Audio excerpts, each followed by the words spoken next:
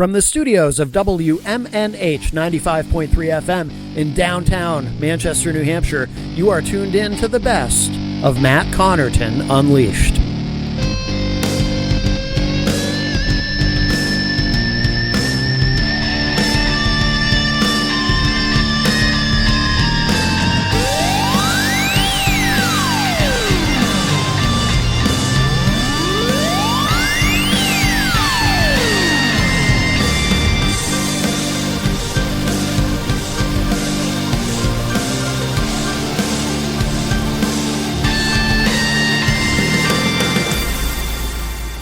And on the couch, we have Conrad. How do you say your last name? Is it Ware? War, like in Second World War. Oh, War. Conrad War from the band Bees Deluxe. How are you? Welcome. Very well. Thanks for having me. Yeah. We've been playing some of your stuff on the show. And now you're not from these parts originally, are you? I consider myself from Brooklyn, but I'm actually from London. Okay. Now, why do you consider yourself from Brooklyn? Did you live there for a while? Well, if you're brought up in England, everything is easy. You know, people go to sleep in the middle of the day. They don't work. They don't do anything. They just crown people. Oh. But then when you move to America, suddenly you find you've actually got to work and meet people and find things and do jobs. And so I moved to Brooklyn and New York, and I found it was a baptism of fire. Yeah. So immediately, it was like being in New York for 6 months was like 6 years in university in England. Wow. It's much, much harder. So the lyrics to "Hang Fire" by the Rolling Stones, that's actually accurate, is what you're saying. Pretty fair, yes. I'll be damned. When did you come to the United States? So I was in New York in the early 80s. Okay. And I put an ad in the Village Voice, and I got a drummer and a bass player, and I auditioned for Hilly at the CBGB's on a Monday night. And he said, "You guys are all right, come back tomorrow."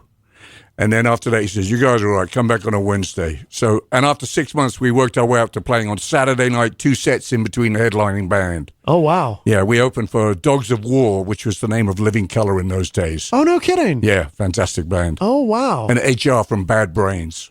Oh, wow. So we missed the early section with the Ramones and Talking Heads, but we got in the second wave when bands were still really interesting, but didn't quite go Billboard. Okay. Oh, that must have been a great time to be there. It was awesome.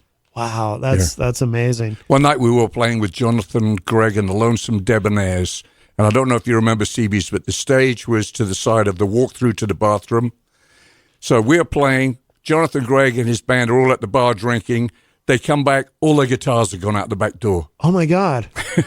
Wow. You had to nail things down or hold them in your hands. Yeah. Oh, geez. So you were there, when did you say? So early 80s? Early 80s. Okay. Then my girl got a job in Boston, so I went, all right, I'll move up to Boston, and then started all over again. Yeah. And then we had a couple of kids, and I had to stay at home, make sure they didn't put forks in the electricity. Right. And then started up again. So I put together Bees Deluxe here in Boston. Okay. What was the band called when you were in New York? That band was called Invisible House. Oh, that's a cool name. I like that. Now, where does the name Bees Deluxe come from? What does that mean? It's a combination of a pub in London and an amplifier that I use to this day. Oh, no kidding. Yeah. Oh, cool. Well, I had to come up with a name very, very fast because I was in a bar with a friend of mine called Maurice, and he said, "You should play here." And I went, "I don't have a band." He says, "Well, I'm going to book you. What's the name of the band?" Yeah. So we played the next Friday. Oh, there you go. Yeah. There you go. Yeah, I have a friend, Mike Laughlin, who used to be in a band called Something, because he was on the spot. He was he was supposed to play somewhere, and they didn't have a name for the band yet, and he just called it Something, and actually stuck with it for a while. So listeners should beware, because I have a neighbor in Jamaica Plain who started a band, and he called it Hot Dog, and I went, "You're an idiot. If people go on Google and search for hot dog, they're never going to find you." Right. So you've got to do something that's off center. Oh, yeah. Oh, absolutely. And also, too, something that you can be reasonably sure that somebody doesn't already have. Right. Yeah, so that makes sense. I mean, how quick did you have to come up with that? Like, did you do a search online to make sure there wasn't already a band somewhere called Bees Deluxe? Or did you? We were in the rehearsal studio. Yeah. On the phone booking it. Yeah. So that's it. That's great. That's great. That's very rock and roll. Yeah. Cool. So, what was it like? Starting in the music scene in Boston, in contrast to New York. Was it drastically different in some ways? Or? The scenes were and still are very different. Yeah. In New York, many of the clubs are 4 bands a night, backline provided, bring 150 people or we'll never book you again. Mm-hmm. And they're like sausage factories. Yeah. They just churn you in and churn you out. Yeah. And some are better than others. Some have actual people who care about music. Boston, we tend to play gigs where we play for 3 hours. Okay. So we're playing in a room where the management and the bartenders like us. Yeah. They'll tell their friends. And once the customers have seen us once, they come back for the next one. Yeah. So we play anywhere from dive bars, like Vincent's in Worcester. I mean, if there's 45 people in there, it's packed. Yeah, yeah. It's a great dive bar. And then we'll play Boston City Winery, Haymarket Lounge, where they're very Tony, and they serve meals. Yeah. And people sit down. Yeah. So there's a range, but we like to play on our own because that's why you want to play, is you want to play as much as possible. So you'll do a 3-hour set, take a break in the middle and run out for a cigarette or something. But if you're only playing for 40 minutes, you barely got the plane off the ground. Right. You've got a lot of originals, and we've been playing some of them today, but you also have quite a few covers, I would imagine, right? So our philosophy is to play covers that aren't played by everybody else, and reverse engineer them so they're different. Okay. So we'll take a song like "Damn Your Eyes" by Etta James, and we'll play it in a different key, in a different tempo, in a different feel, and then get rid of one chorus and put a break in there instead. Oh, okay. And then stretch. Yeah. So a lot of what we do is improvisational. We don't really know where we're going to go until we've hit it. Yeah. Do you run into it where someone will? Has anyone ever come up to you and said, "Hey, I really like that song, a certain song," and they assumed it was one of yours, but it was actually a song that was a cover that you took and reverse engineered? Exactly that. We played for 2 hours at the House of Blues when it was at Harvard Square in Cambridge. Yeah. And the couple came up to me at the end and they said, "You guys are really good. You should play some covers." And we've been playing ZZ Top, Jimi Hendrix, Etta James, Freddie King, Albert King, and they liked the tunes, but they didn't know that they'd heard them before. That's funny. Yeah. Yeah, because, subconsciously there's something in the backs of their minds that's going to connect with that because they have heard it before, but they don't know what it is because they don't recognize it. That's interesting. That's really cool. Our friend DJ Steve is in the chat room. Rhonda Favero says, Living Color, excellent band. Yeah, that's cool. You said, what were they called? Dogs of War before they were Living Color? Yeah, that was their sort of hidden name. Oh, okay. Like when the Stones played St. Morgan's Cove, I don't know what they call themselves, but they played to 50 people there. Yeah. You said you live in Jamaica Plain? Yeah. You ever play the Midway Cafe? Yes, as much as possible. Really? Yeah. Yeah. And they've opened up. They've got the room next door as well. So now there's a horseshoe bar and you can get behind it and in front of it. Oh, okay. So they got double the space than when I used to play in a long time ago. Oh, okay. I used to do back when I did a lot of promoting. I used to do shows there. Like for a while, it was like once a month at the Midway, but they didn't have that other space then, so it was small. It was cool. It was a lot of fun. It's still going strong. It was a long time ago. It's probably not even the same owners now. But I think it's Jay Balerna and Dave quit. They were two brothers. Oh, I'll be damned. So Dave is still... I remember Dave. Jay is the serious one, and Dave was the nut job. He and I would go up on the roof and throw bottles at cars going past. Oh, my God. Yeah, Dave is the one I would deal with there. I remember Dave. So he's still there. No, Dave has vanished, but Jay is still there. Oh, Dave. Okay. See, I don't think I ever dealt with Jay. I don't think I ever met Jay. I think it was all Dave. Dave is What do you mean he's vanished? I haven't seen him for a while. Oh, okay. But he's not actually missing, is he? No, but I don't think he's working that room. Oh, okay. I was afraid something had happened to him. No. Because I have good memories with Dave, and it sounds like you have some good memories with him as well. Yeah, definitely. Although not necessarily the best thing to be doing. But so when did you end up in Boston? Would that have been late 80s or? Yeah, late 80s, early 90s. Okay. What happened was I got a job, because my then girlfriend got a job as a night science fellow at MIT. She was a science journalist. Okay. I got a job. I was in design. I got a job at Rykodisc as production manager. So I went to Salem every day on Pickering Wharf, and I dealt with Frank Zappa and his wife Gail. Really? David Bowie, Yoko Ono, all the releases that we put on Rykodisc. We repackaged artists who were fed up with their major labels. Yes. Yeah. I'm very familiar with Rykodisc. Yeah. Oh, wow. That's cool. Yeah. How long did you do that? I'm guessing 4 or 5 years. Okay. I sort of quit because I got fed up with the fact that they didn't A&R anything. Everything was recataloguing. Yeah. And the final straw for me was that there was a band called Gallon Drunk. Gallon Drunk were Morrissey's boyfriend and his pals. And Sire Records convinced my boss that we should put out 2 albums by Gallon Drunk because they were going to tour opening for Morrissey. Oh. And we were going to sell 50,000 copies of each album. Yeah. And that Conrad had to put them out in 5 days. Meaning me. Yeah. So I mean, I didn't kill myself because I'm still alive today to tell the story. Yeah. But I put out these albums, and they were horrible. Oh, really? Really horrible. We killed ourselves doing it. So I went to the boss and I go, I can't do this anymore. You know, it's like operating on a corpse. Yeah, I was going to say, I've not even heard of Gallon Drunk. Right. Be thankful. Yeah. Wow, that must have been a great experience, though. It was. It was a lot of fun. Really fast moving and a lot of great artists and very nice to do things that were good for the industry. So, for instance, we started Band the Box. You're probably too young to remember this. But when they switched from vinyl to CD, everything came in 12-inch long boxes. Yes, I do remember that, actually. Complete waste of cardboard and printing and money. And so we started this movement called Band the Box. Oh. And we got that kicked out. And then I was working with Philips DuPont Optical in Minneapolis.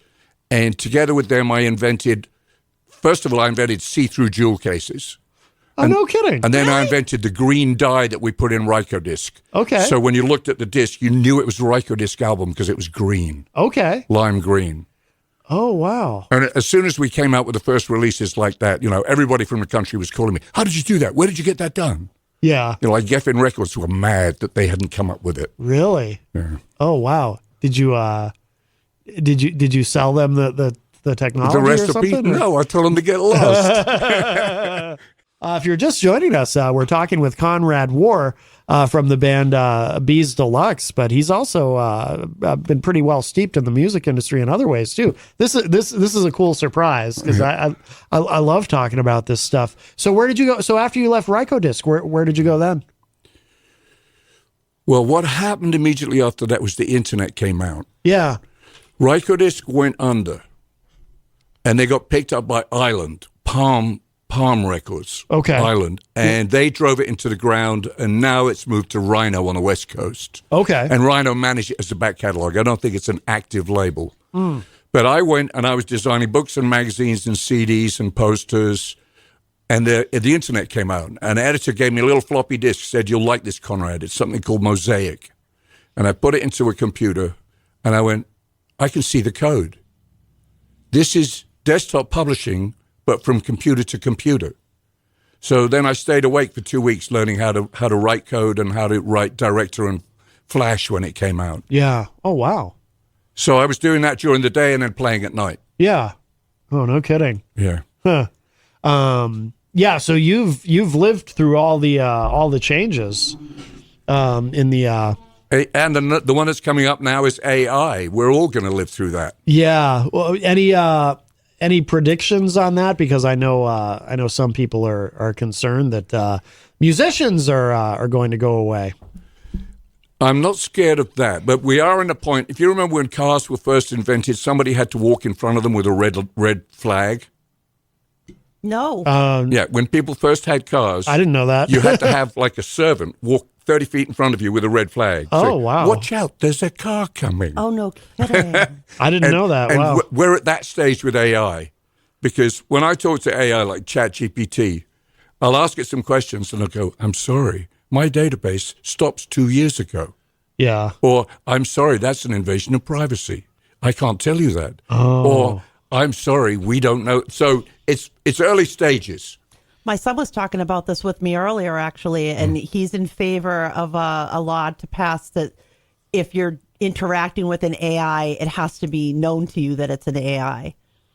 Yeah. So it is already doing good things. So, for instance, doctors who are too much overworked with paperwork, they can say, I've diagnosed my patient with X. And they'll write to the AI engine. They'll say, give me 3 different treatment plans for a patient with X who's 32 years old, a white male. Mm-hmm. And the AI engine will come back with 3 reputable treatment plans, and the doctor will be able to choose from that. And that saved them, I don't know, 2 hours in books. Yeah. Because they can't remember all of that stuff. Right. But AI not only remembers it, but is learning it and teaching itself that. Okay. Aren't you concerned, though, about it going too far? Like, I mean, people are like, what my son was talking about is he's tried to interact with some of the AIs that people are talking about. I think there's one that's on TikTok, maybe, and that he found it concerning how they could become one-sided or another. Like he said he interacted with one that was uber left liberal, but then there was another one that was uber right conservative, and he's worried about AI in those worlds. It's just like the internet. It'll give you back what you put into it. So that now there's a new class of jobs the job is called a prompt engineer. That's somebody who knows how to talk to AI. Okay. It's a new job. Yeah. Really? A prompt engineer. And the point of that is the AI itself doesn't care if you're a Republican or Democrat. Right. It's going to answer the question pending how you ask it. So you just have to be, it's like being scared of guns. Guns are dangerous, but it is possible to handle one without it going off. Yeah. And AI is dangerous, but it's possible to handle it without it going off. Yeah. There was this story. I think it might have been at Facebook or Meta or whatever you call it now. Did you see this? We've talked about it on the show. These 2 AI bots or computers. They were talking to each other. Do you know the story I'm talking about? I've heard of that. Yeah. They were talking to each other, and they came up with their own language to communicate with each other, and they ended up getting disconnected because people were like, we don't know what they're saying to each other. They seem to have their own language, and for all we know, they could be saying, let's kill all the humans and take over. That's just like what my parents used to say is, go upstairs, find out what the kids are doing, and tell them to stop it. Right. There you go. Our friend Mike Doyle is on the line. Hi, Mike. Hey, man. How you doing? Good. How are you? Very good. Thanks, Jenny. Nice to hear from you. Nice to hear from you. And I apologize. I just turned you on, and I heard the discussion about AI, and I didn't catch the gentleman's name. Yeah, this is Conrad War. He's from the band Bees Deluxe. And we've really been talking about music and the music industry and so forth, but we took a little bit of a side street because AI, a big subject right now, is how is AI already beginning to affect the music industry? What's your take on it, Mike? Oh, okay. What do you think, Mike? Well, I apologize because I thought you were simply discussing AI, and I understand now you have with music and everything. My only question was, I heard a great discussion about a week ago, and it was about the many positive things that can come out of AI. Mm-hmm. Like you were just mentioning about the doctor and how many different remedies for what your ailment is, et cetera, and hours it could save and all this.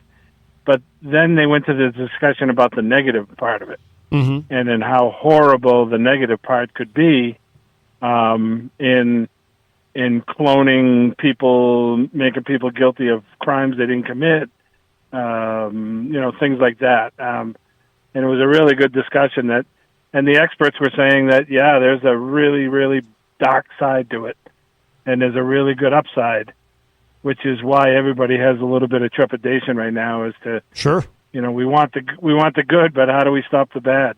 Right, exactly. Yeah, it's a subject we'll be discussing for many years to come, obviously, as it continues to advance. It seems like it's definitely here. It's like the moment came, we've been hearing about it for so long, and now it's like, oh, it's here. We've got the chat GPT. And I know you don't I don't believe you like Musk, but when a guy who had his hand in the start of somewhat creating it, says, hey, we should pause here for a moment. that worries me. You know what I mean? I say, holy cow, if he's worried. Sure. Oh yeah, there's a lot of people. A lot of people who are should worried. take note. Oh yeah, absolutely. Yep, it's something we want to proceed with caution with, certainly. Yeah. All right. Well, I'm sorry. I didn't know you had crossed into music with it. Yeah, I thought it was strictly an AI. So discussion. here's an example, Mike. There was a record released on the streaming networks by two artists that was created by AI, and the two artists named in it had nothing to do with it. Mm-hmm. And the record companies went ballistic because it got downloaded like 500,000 times in 2 weeks. Yeah. And they had to shut it down. But the point was, somebody using AI had made a song that sounded like these two guys. Yep. And it was a hit. Yep. These two hip hop artists. Yeah. Yeah. It's pretty amazing. So think of the lawsuits. Well, yeah, the lawyers always win. That will come out of it. We'll all be dead and the lawyers will still be running around. Ain't that the truth? There'll be AI lawyers, probably. Yeah. Oh, God. Yeah. We don't need All right. Well, lawyers. good talking to you guys. All right. Take Continue care, with Mike. your and Jenny. If I don't see you, happy Mother's Day. Oh, thank you so much. That was nice. Yeah, very nice. Talk All right. to you later. Thanks for the call, Mike. Talking with Conrad War from the band Bees Deluxe. And we are in uncharted territory. And this is probably the next big transition in the music industry, right? Like first was the internet with Napster and everything becoming digital and the effects that had on the music industry, just really just changing it foundationally. This is the next big change potentially, right? Right, and it should be used creatively. So, for instance, Charlie Christian used to play guitar in an acoustic band, and he had the idea of sticking a gramophone needle into the body of his guitar, like a hypo syringe. Yeah. And that made the music come out of the bell of his gramophone, and people were horrified. And then, the wah pedal came out, and people were horrified. Yep. Yeah. And then Pro Tools came out, and all these musicians are going, oh, it's sick. I prefer analog. I want to be on 2-inch tape. Or Right. the Beatles, Sgt. Pepper was done on an 8-track. Why are you using Pro Tools? Because you can move a beat or change its pitch this much. And AI is going to be exactly the same thing. People are going to be able to do things that we hadn't done before. Right. And I'd said years ago, wouldn't it be great to have, for instance, another Led Zeppelin album when they've all passed away? Well, AI will help us do that. Interesting. And I'm not talking about Greta Van I Fleet. was just thinking that. I was thinking the same thing. Don't we already have that? Well, and also you could get a movie. You could say, well, let's have Bill Murray with Marilyn Monroe in a movie. Right. Because it's possible now. Right. Yeah. So you sound positive about it. I think that technology moves forward and we have to keep up with it. Right. Yeah. My fear is that government people and politicians don't know how to regulate this stuff because they don't understand it. Right. If you remember when Mark Zuckerberg was in the Senate being at a committee meeting. I talk about this on the show a lot. The senators were talking to him. They go, "How do you make money?" It's like they don't understand anything about this. Oh, Conrad, I've talked about that so many times on the show, how I get so nervous when when government tries to interfere with technology or the internet or anything, and I use that as an example. Yeah. I tell people, I say, if you have confidence in these people to actually regulate this stuff, I can fix you.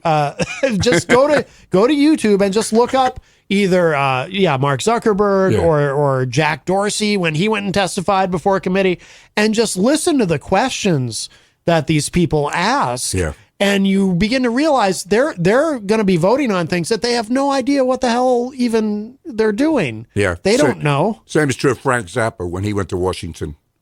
Oh, when for the PMRC thing. Yeah. Yeah. They just don't get it. Right. Yeah. Yeah. That is so true. Well, we are, let's play something. We've been playing some of your music. We'll take a break and we'll play, I'll let you pick the song. This is, the album Voice of Dog, correct? This is the current album that I have in front of me. That's an all originals album by Bees Deluxe. Yes. And I thought it was hilarious that we would start the album with a song called Song Number 9. Ah, yes. And it drives people mad. I go, that's the point. What did I play at the beginning of the show? I think I played that one already. You were playing Flat Earth Conspiracy when I came in. When you came in, yeah, at the beginning of the show, though, at the top of the show, I played something too, and I think it was that. I think it was song number 9. Let's see. What about probably our biggest hit live is a song called Beer. Oh, beer. All right. Let's now is this about is this about any particular person, or is it just about beer? Both. Okay. and it only took 3 minutes to write. Oh, really? Who's it about? Or can you say is it a political person? No, it's a romantic person. Oh. All right. Would you rather leave it at that as far as the explanation? I think that's enough. All right, let's give this a listen. So this is a track called Beer, and this is from the band Bees Deluxe. We have Conrad War in studio with us. Let's give this a spin, and then we'll continue our discussion. Here we go. I want you, but I need a beer. I need you, but I want a beer. It's cold outside, but I need a beer.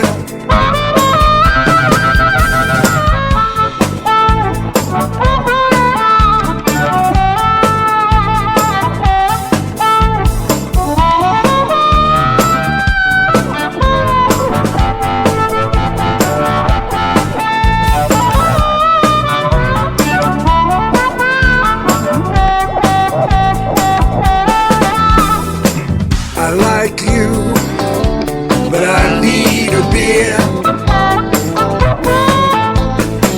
I remember you, but I want a beer. It's dark outside, but I need a beer.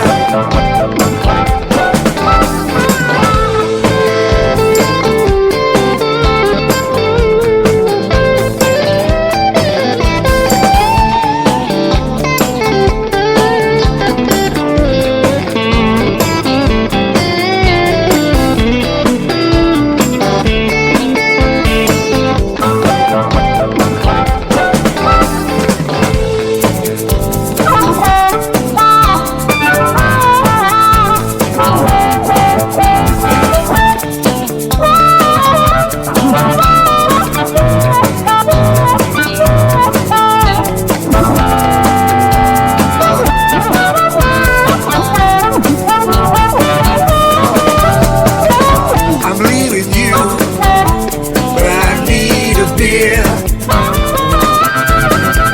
I am long gone, and I want a beer.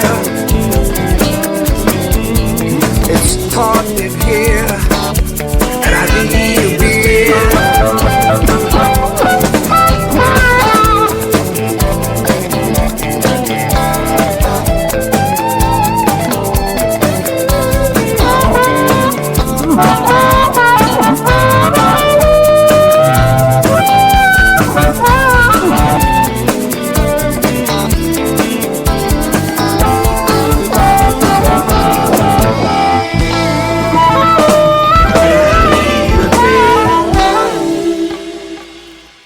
Oh, that's great. That is Beer from Bees Deluxe. What a cool song. Jenny is here at the news desk. I am. That was awesome. Yeah, yeah. And on the couch, we have Conrad War from Bees Deluxe. And yeah, that's a great song. Now, that's you on vocals, right? And guitar, yeah. And guitar. Yeah. Very good, very good. Now, who else is in the band? Carol Band plays keyboards, sings vocals, and plays harmonica. Okay. Paul Jarvinet is the drummer, and Jim Gilday is the bass player, and he sings as well. Oh, okay. So it's a 4-piece with 3 vocals. Gotcha. So you take turns on the lead vocals Yeah, live? it's mostly me because okay. I'm a whack job. And we tour from Maine. We go to Rockland, Maine, and go down to Miami and Florida. We go up and down the East Coast. Okay. Nice. Yeah. I was looking at your tour dates online, actually, at beesdeluxe.com is the site, Yep. right? Yeah, I like the website. Who does the website? Did you do that? Yeah. Did you build that? Yeah. I'm kind of a website nerd, so Cool. I noticed. I like the design. I like the layout, and you also brought Jenny and I a couple of let's see. So there's so you're still putting things out on CD. Yeah. obviously. So you brought us this single Nitro, and it's got Industrial Espionage, the instrumental version. Let me put If you put the camera on me, I've got them right up in front of my computer. Let's do. Oh, perfect. Yeah, There's there you go. cameras? Nobody told me Oh that. yeah, you're even on cable. Oh yeah. Cool. Oh, Mike Doyle Yeah, is you're everywhere. Mike is calling us back. Hey, Mike. Hey, sorry, you know I hate to call more than once, but I had to say I had it on the station. I hadn't changed, and I was sitting at the light listening to that song, and let me tell you, that was awesome. The instrumentals in that song are off the charts, man. I don't want him to get too big of a head. The singing was good, but the instrumentals were off the charts. No, right there with you. Understood. The vocals suck. Oh no. That was excellent. That's all I wanted to say. Thanks. Good job. It was excellent. Thanks, Mike. See ya. All right, thanks, Mike. All right, very good. Yeah, I was going to ask him if it made him want to have a beer, but it sounded like he was in a hurry. But yeah, no, great song. Yeah. So now the artwork on these is really cool. Actually, let me put the camera back on where Jenny is, so on me. people watching online can see the artwork. They want to see my gorgeous self. Who does this? The artwork on these is really cool. Well, I think they're awesome. we do the graphics, but we commission the art from people that we like. So, for instance, Nitro, the Green Man, he's actually called Anxious Man, is by this wonderful artist named Wendy Brusick, Brusick.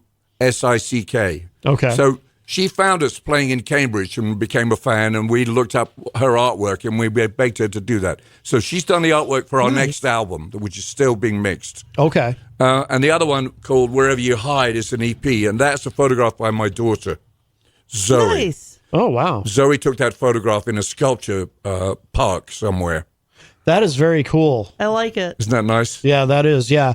And we'll, for people listening who obviously can't see, we'll take pictures of these and put them up on social media so you can see exactly what we'll do that after the show so you can see what we're talking about. But yeah, that's very cool. Very cool. Now are you putting out, are you doing anything on vinyl? I notice, vinyl has, it never went away, but now I think, if I'm not mistaken, I think 2022 might have been the first year where vinyl actually outsold CDs. I read that too. I'm not sure I believe it. Really? Yeah. Well, one reason I don't believe it is because there's a vinyl shortage of the raw materials. I didn't know that. So obviously there's a lobbyist or there's a PR engine going behind it, probably to build it up again. Yeah. So the cost per entry for vinyl is hard because you got to make a master that you cut, So yeah. Whereas a CD, you can make 50. Right. And a cassette, you can make 10. Yeah. And an 8-track, you can't make. Yeah, cassettes. I was shocked when, geez, must have been 7 or 8 years ago now, maybe not that long. I was on bandcamp.com and I realized that people were starting to put out cassettes again. I couldn't believe it. I mean, obviously just kind of as a novelty, I guess, Right. but I don't know. Maybe some people like the sound of tape hiss. I don't know. Or they've got cassette players in their cars. Yeah. Or You're they- sitting there they've with got a pencil Walkmans. on the tape, and just Yeah. swinging it around, Yeah. trying to get it to line back up again.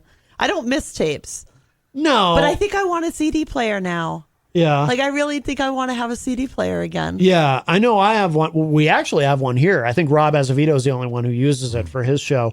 But and I have a MacBook that has a CD player on it. But yeah, I was amazed to see that cassettes had sort of come back.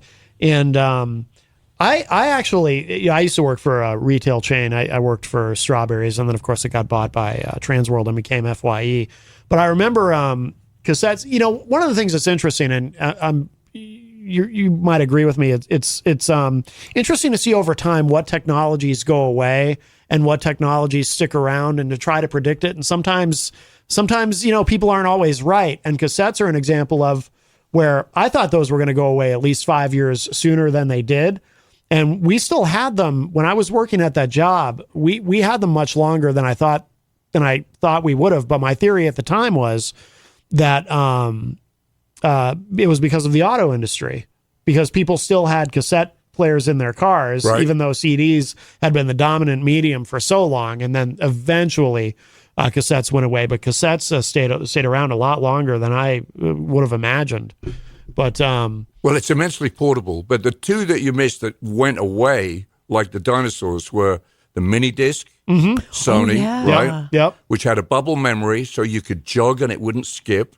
Oh, okay. And you yep. could record on it, so you could record, speeches at college and go to sleep in them. Yeah. And then Philips came out with another one called Digital Compact Cassette, which was essentially a cassette-sized DAT. Oh. And that went down the toilet really fast because they tried to gouge back more of the royalties from the artists. This was Philips Really? in Germany. Okay. So, and the artist said, no, you can't have it. If you're going to take that much away from me, we're not going to put our albums out on digital compact cassette. But the idea was to have a cassette that had CD quality sound on it. Okay. Did that ever make it to the United States? I had to make those damn things at Rykodisc. No kidding. Yeah. See, because I don't even remember those. I remember the mini discs. I don't remember, but I don't remember those. Digital compact cassette. Wow. That burnt in flames really fast. Yeah, yeah. Huh, interesting. I mean, I remember the old DAT recorders. Yeah. Those were great because Yeah. I remember you could bring those to a concert and record, and the quality would be amazing. You Right. know, you But, just- but indexing on that stuff or, it yeah. it was for engineers, not people. Yeah, yeah, yeah, yeah. But yeah, and the other technology too that went away quickly, from what I can recall, is because we actually had these when I first started at Strawberries. We had these, but it was at the tail end was laser discs. Oh, yeah. You know, so you got this movie basically on. And they you were know, this- 12 inches. Yeah, Right. yeah, they were huge. Sure. And it was like, and it was cumbersome. And then, of course, as soon as DVDs rather started coming out, laser discs went away pretty quickly. Right. But I remember people would come in wanting to order them, and it would take forever to get them. And Do you have little libraries on the street here in Manchester? I don't know if any of them. There may be one in Manchester, but they do have them around. So they're all over in Jamaica Plain, and when I open them up, they're full of DVDs. oh yeah, you're talking about the They're little boxes on the yeah, street people where set you. them up on the street, and you put Yeah. books in. You put a book and in, you can take a book out. Yeah. And in my neighborhood, people are getting rid of their DVDs No because, kidding. because of the streaming industry, because of Netflix and Apple and everything Yeah. like that. Yeah. That's another thing that's been in the news lately too, because of the writers' strike, and these writers. Streaming has really changed technology. It just changes everything. Streaming has really changed the way a lot of them get paid and so forth. Yeah, get ready to be flooded with reality shows. Yeah, no kidding. Huh? That's what happens. To take your clothes off, run out in the street. That's what happens. Get a series. Yep. So now Bees Deluxe, how long is because I assume the lineup has changed over the years, right? Because Occasionally we lose and find a player. yeah. Yeah. How long has the band existed? I mean, it's been decades, right? I assume. I think we put out something about 8 years ago. The Demolition tapes. Okay. So, but is the current lineup, has it been together for a while? Is it pretty stable? Or Yeah, this one 3 or 4 years, and we've done thousands of miles together. yeah. So yeah. we take turns driving.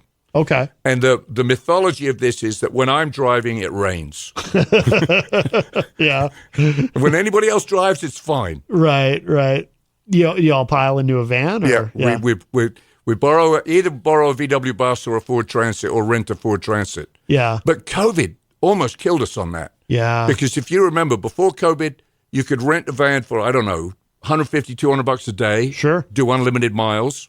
So we'd be cool. Yeah. And then when COVID hit, people like Enterprise said, okay, let's sell our inventory. Yep. And we'll buy it back when it's finished. Of course, when it finished, they couldn't buy the inventory back. Yep. So now they're charging us $400 a day for a Ford Transit. Oh, wow. So we're going to have to do this on roller skates. Yeah. Yeah, that's one of the things that I hear the most now from anybody who does any level of touring. It's so well. Actually, in fact, there's been national artists who have said, no, we're not gonna tour anymore. It's gotten Steve Vai says he won't play in Europe anymore. Really? Yeah. It costs him too much money. Wow. Yeah. The travel is The travel, the trucking, the hotels, all the overhead is now higher than the ticket. Yeah. And it always used to be that the ticket price didn't get you your money back. Mm-hmm. Like when the Stones or the Talking Heads played in New York, they would break even or lose on ticket sales because Ron Delsner would take it from them. But they would come back into the black on T-shirt sales. merch. And I think like the Rolling Stones played, they would make $25 to $50 a head on merchandise Okay. because people would go in and they'd buy the $200 leather jacket. Right. Yeah. And that's where they made their money back. So, Yeah. which is kind of unusual because you think rock and roll is in the T-shirt business, Oh, very much so. Yeah. but they pretty much are, and that's how indie bands survive now. Yeah. If you look at something like Bad Bad Hat, when they go up and down the country, they're selling T-shirts to pay for gas and pizza. Yeah, no doubt. Well, my all-time favorite band is Kiss, and of course, Kiss happens to be the most heavily merchandised band in history. You know, I'm not even sure. I think the Beatles might be number 2, but Kiss is the most heavily merchandised, and it's like they actually sold off their publishing back before a lot of artists were doing it back in the. I think it must have been around 1990, 1991, because they cashed out on the publishing, yeah. Right. But they make, touring, they sell so much merch, it's like, that's where the money really is for them. So I have the worst example for you. Yeah. I used to be friends with a band called the Soft Boys, Okay. which was Robin Hitchcock and a great guitar player named Kimberly Rue. And the band split up. Robin wanted to go solo, and Kimberly started a band doing Bo Diddley songs. Huh. They were in Greece. They got a deal. They cut a song called Walking on Sunshine. Katrina and the Waves. Yeah. That's Bo Diddley, and Kimberly Rue is playing. Oh, no kidding. So he's in England. I'm still slightly in touch with him. I walk into a store, and I find a toothbrush that when you press it, plays Walking on Sunshine. I'm going, if that isn't the lowest Wow. version of merchandising a rock and roll band in the universe, I don't know what. Yeah. Yeah, that song, though, kind of transcends. It's a great song. To be honest with you, I never liked it. I remember, but I think part of it was, when I was a kid, I couldn't turn on MTV without seeing the video. It Right. was like, oh, enough. Yeah, overexposure will kill you on anything. Yeah. Because that was their only hit, right? Katrina and the Waves, I think, right? I don't remember another. That's it. I don't remember another song. Yeah. But he was great in the Soft Boys. He played like Hendrix. you Yeah. know. Oh, wow. Listen to the really early stuff. So like, I Want to Destroy You.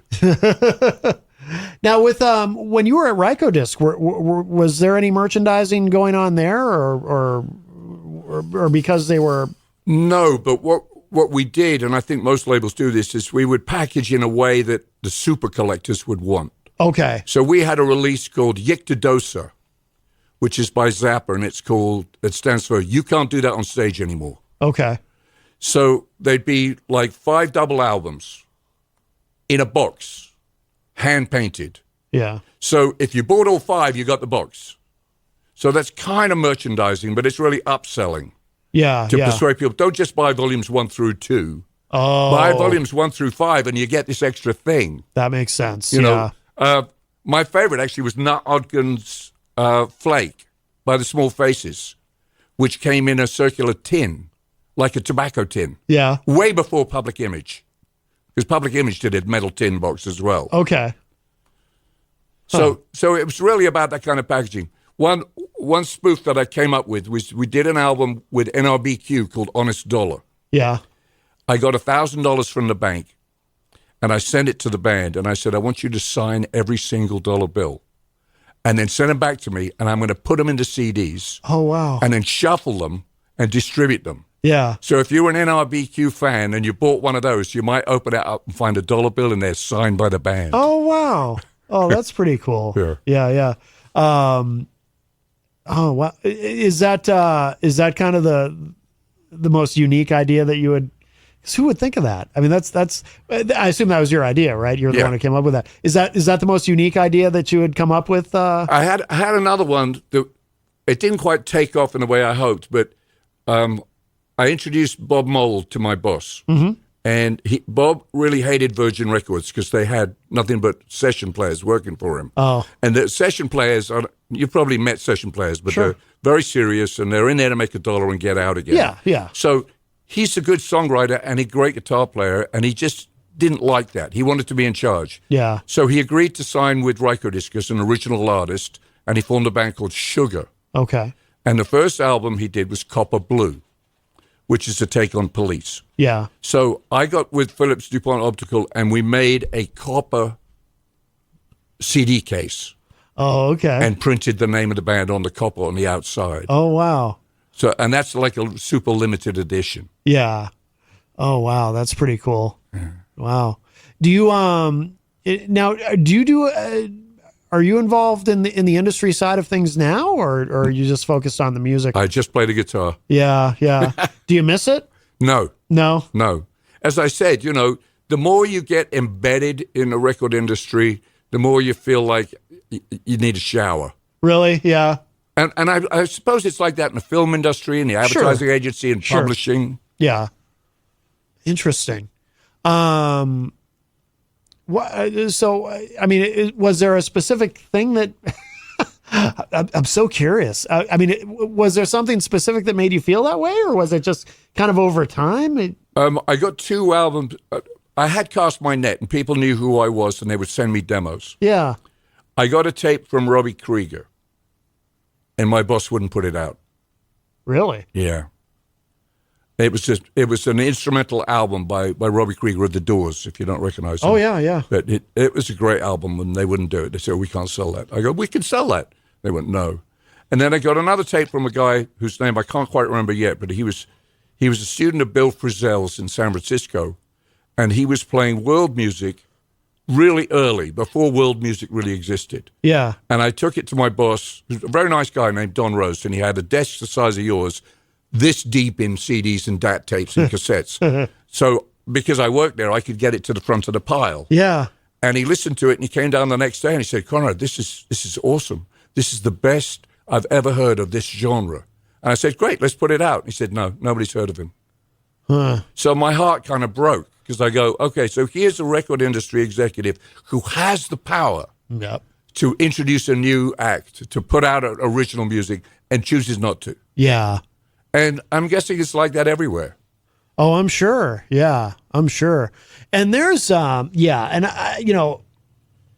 there's so many horror stories too about, like bands they sign with, or solo artists or whomever, they sign with a label, and and they sign however many album deal or whatever.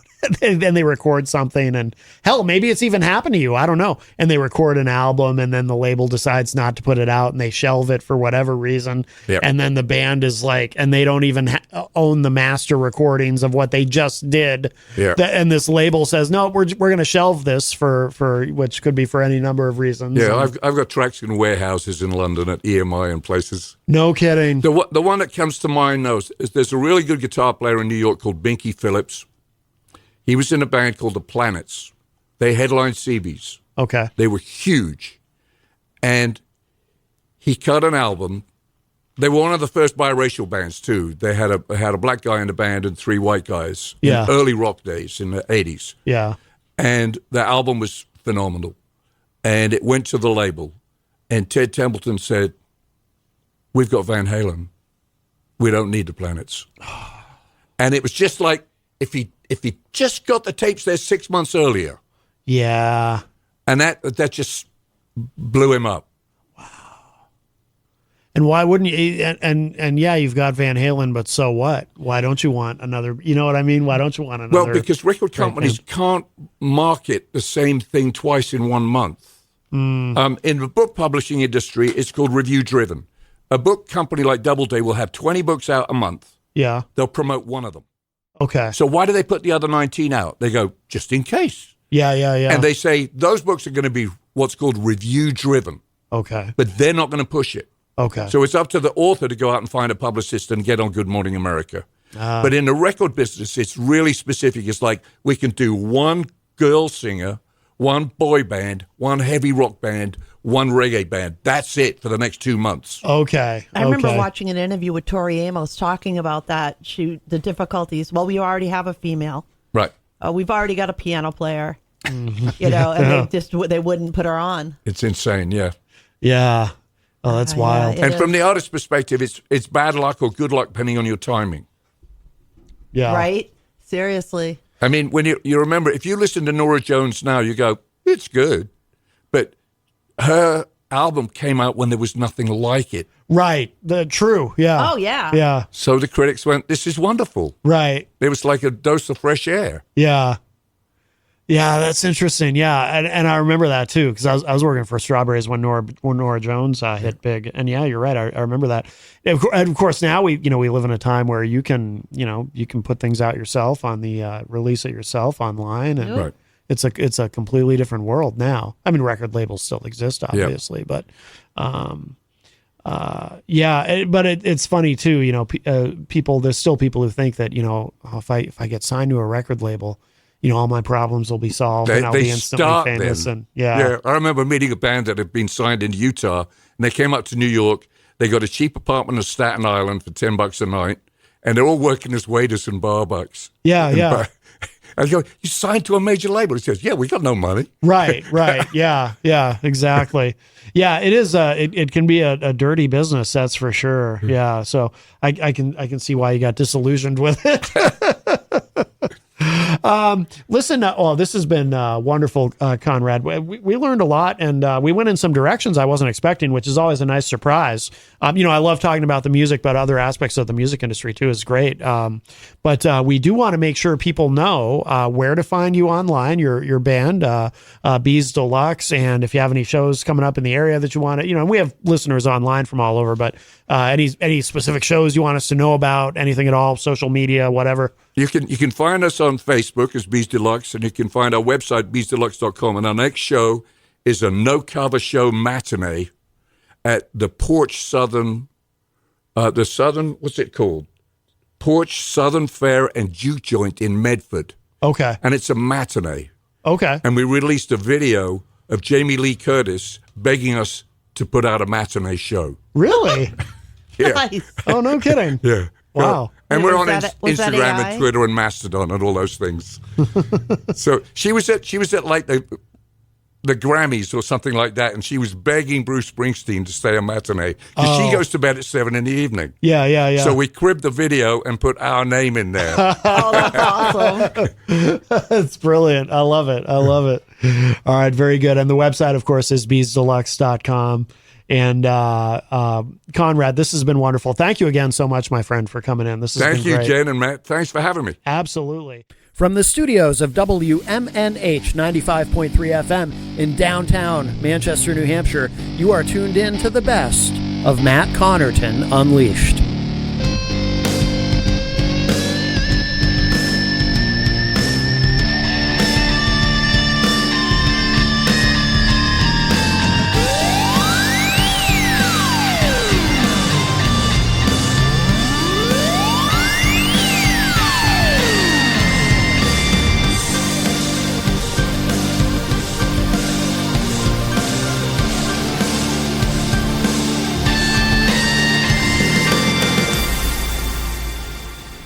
And we have a very special guest with us. Let me bring that mic up. So Zach from Abner the Second is here. Hello, sir. Hi, how are you now? Good.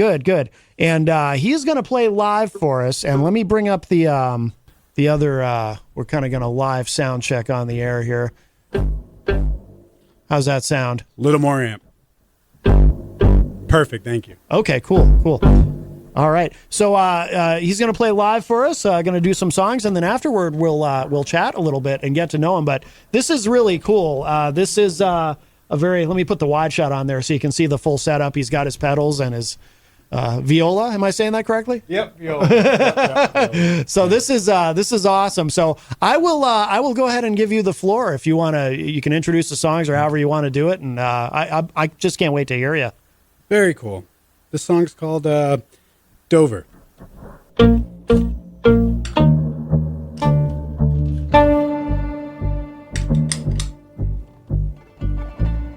You don't think that it's getting easier,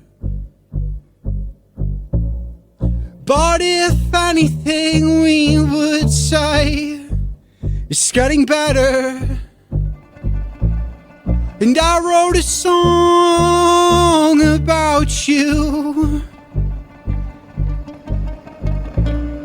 and learn the age-old lesson. Think of it, sing in tune.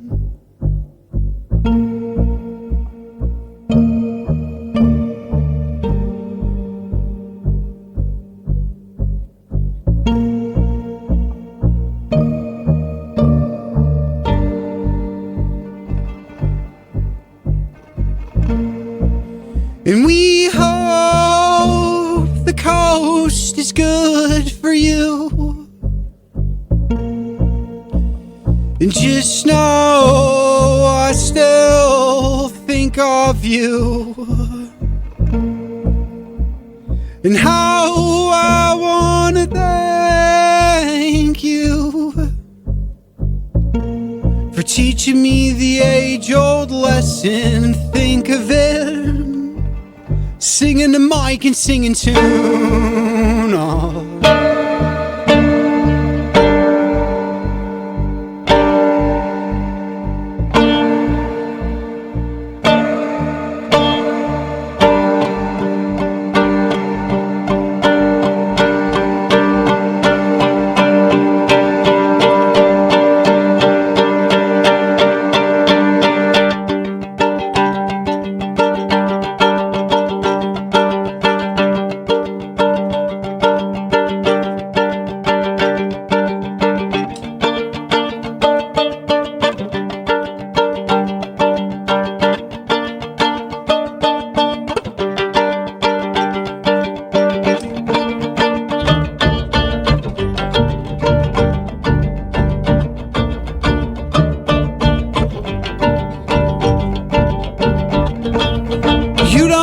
It's getting easier, but if anything we would say it's getting better.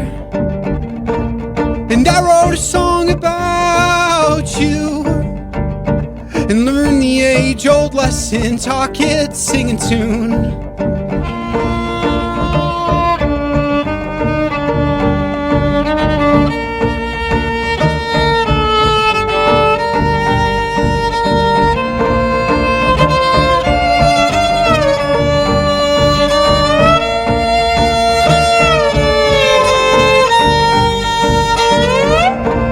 And we hope the coast is good for you. And just know I still think of you. And how I wanna thank you for teaching me the age-old lesson. Think of it, sing and tune.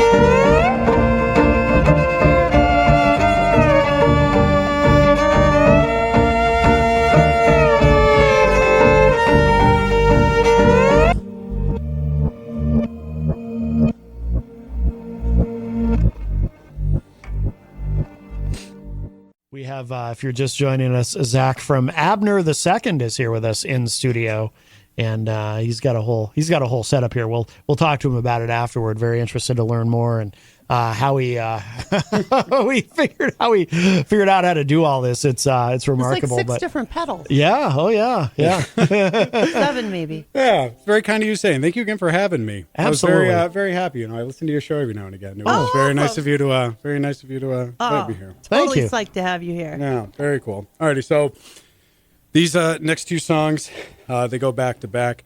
They're called Fireplace and Keep Closed, and they're actually the opening two songs off of the album that I have coming out called The Audrey It Burns, which is out May 15th. And if you go to Instagram.com/Abner_II, there's a pre-save link there. So make sure you do that. Anywho, all right, here's a couple more.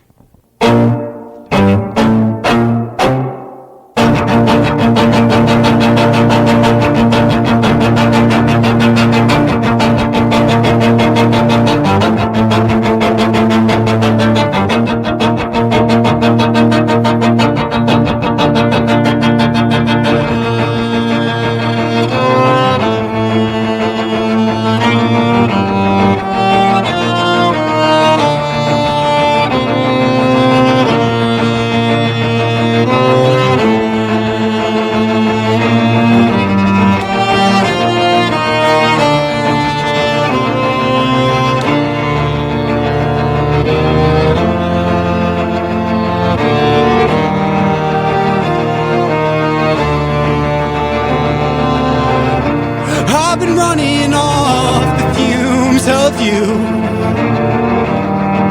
and I just can't wander off.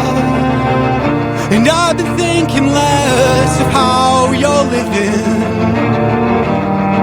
I fireplace, bricked and marooned. And when it's raining, you're reading. And I'm just outside for you, I guess.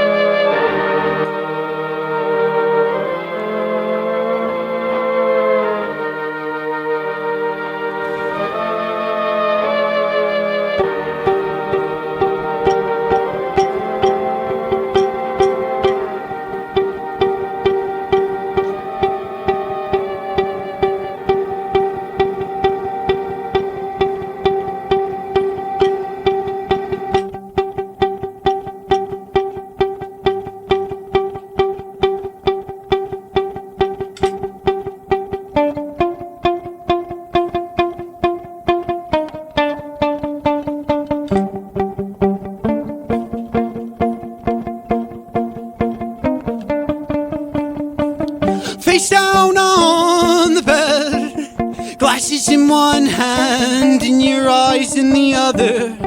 As the smoke comes in through a window, as you said, we should keep close.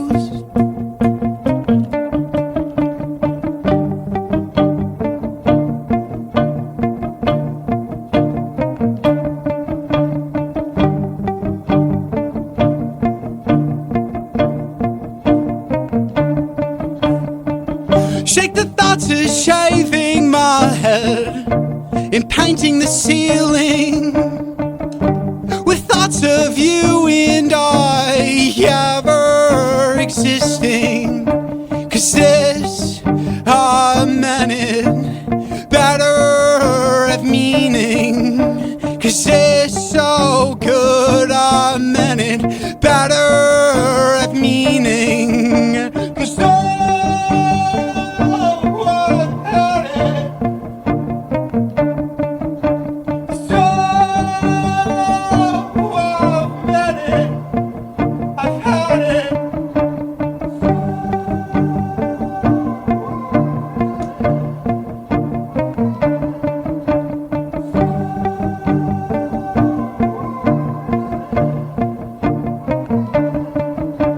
nothing works right in your head. You've been left out, so why bother? Let the fog roll in through a window. The church says you should keep close. You should keep close.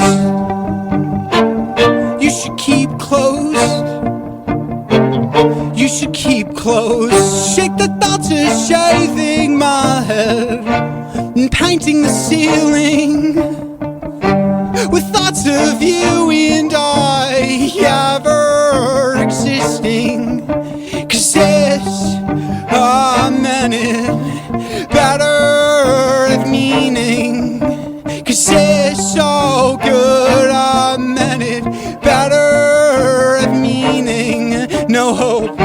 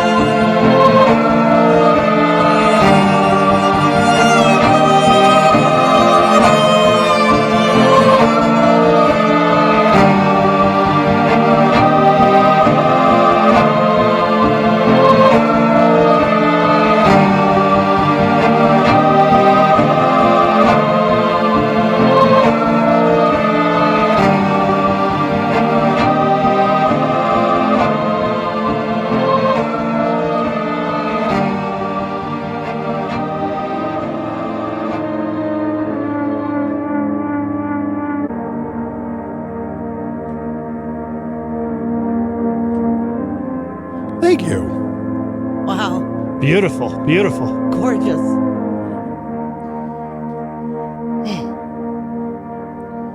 You know, I always enjoyed rainy days. Really? I was thinking about that, as I was playing. I was like, this is just fitting.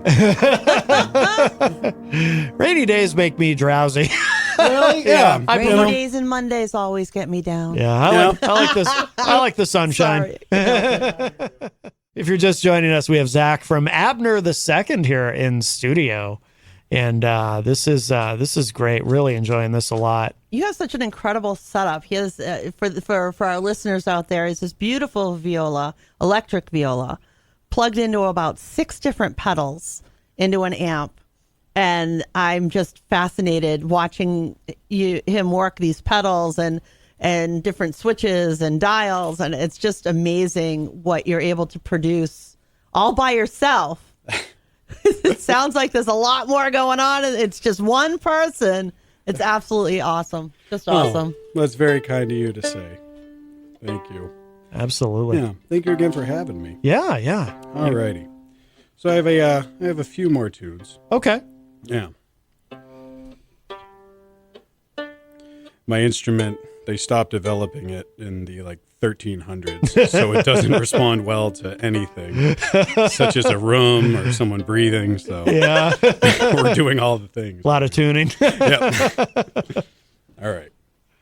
This is the title track off of my album, The Audrey It Burns. The song is called The Audrey It Burns. All right.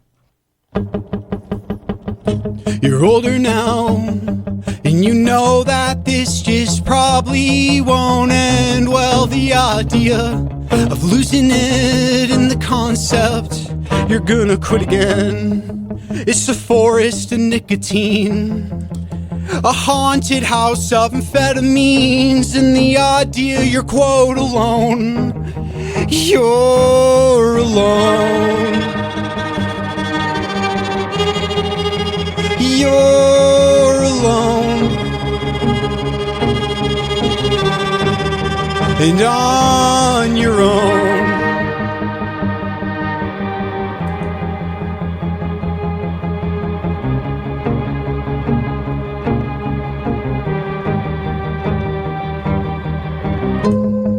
You could tell me shut my poor mouth when I'm talking to somebody other than me alone. We go to bed most nights angry, or at least another version of something other than happy. You're alone, alone.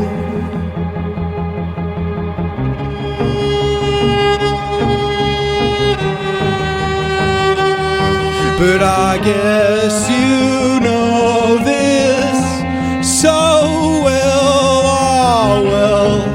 In the idea of losing sleep, in the concept you wanna leave.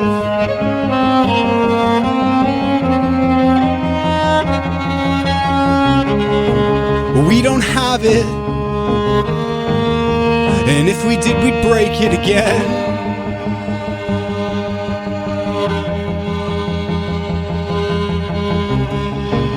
We don't have it,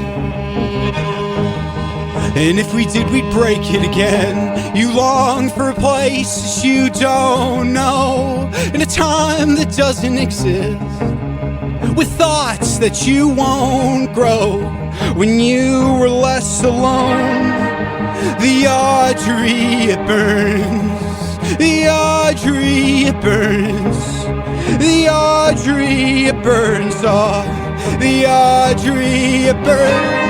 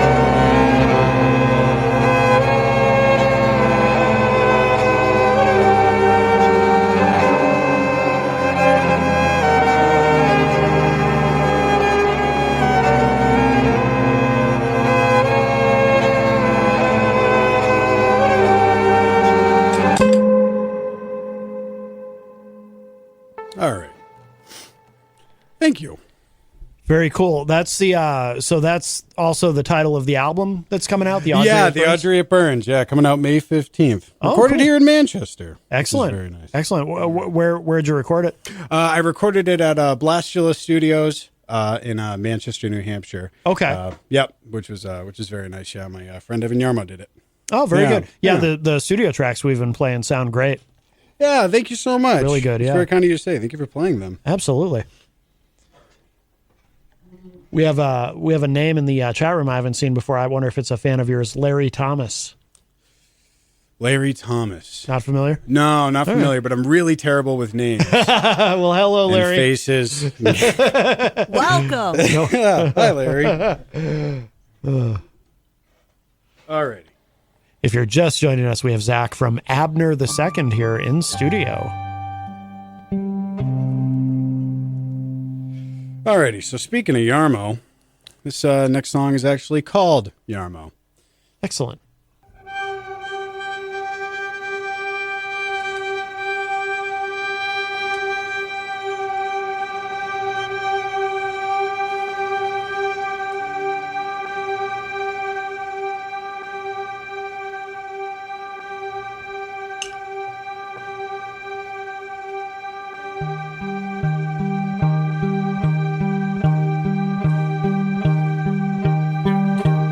Did I forget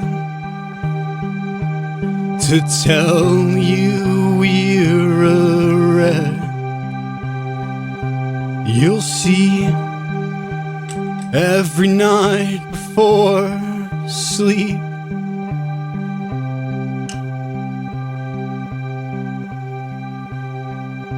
Just speak.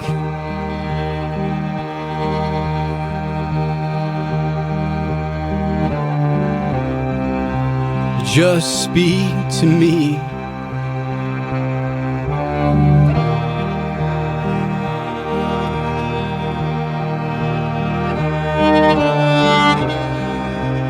Just speak to me.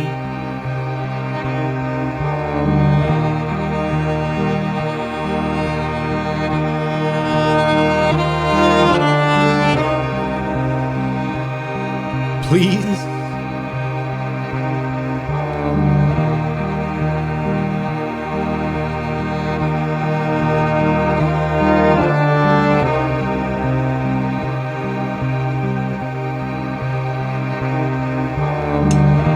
There's no shame in locking doors, blocking numbers and not wanting more.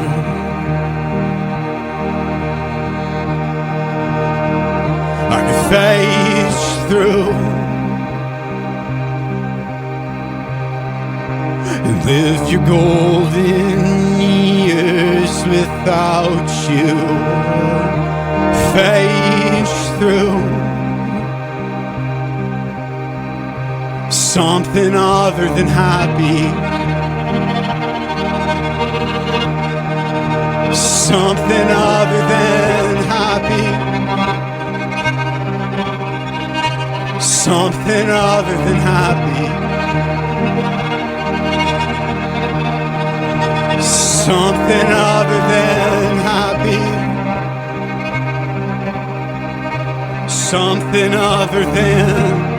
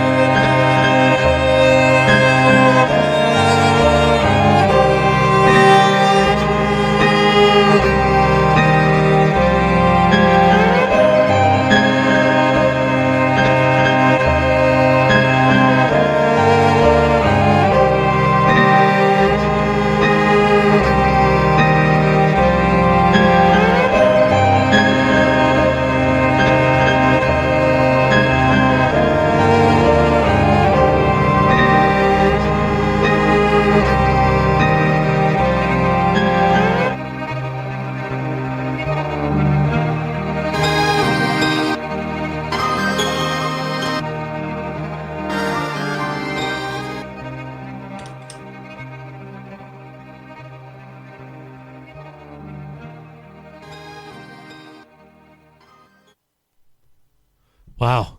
It's beautiful. That was awesome. Thank you. Thank you very much. I'm just fascinated. Sitting here getting to watch you play is just amazing. I'm just fascinated watching you strum the viola and Oh, yeah. I mean, wow. Are you using a pick? No, just This is the way you were holding your fingers. It almost looked like they were like a pick. Yeah, yeah. No, just the old finger. Yeah, I have very small hands, but that doesn't reflect my masculinity. Right. It's good to clarify that. Yes, yes. I have strong masculine. I thought that was feet size. Oh yeah, that's right. That's right. Whoops. Yeah, that was mistaken. Very cool. Alrighty, so I have a couple more tunes. These two go back to back as well. Okay. Yeah. So these are the last two songs off the album. It's called Alley and Set In. All right. This is Abner the Second with us in studio.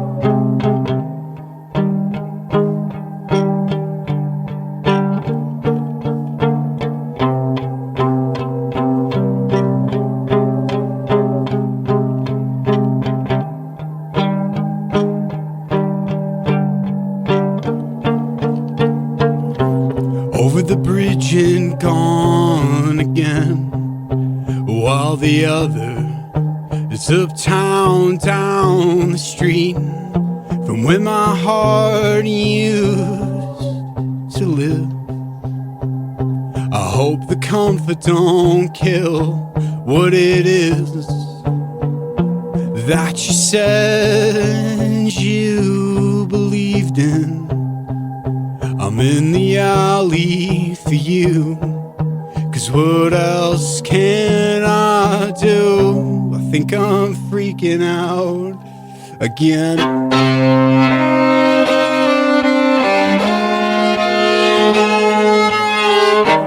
But this is my home.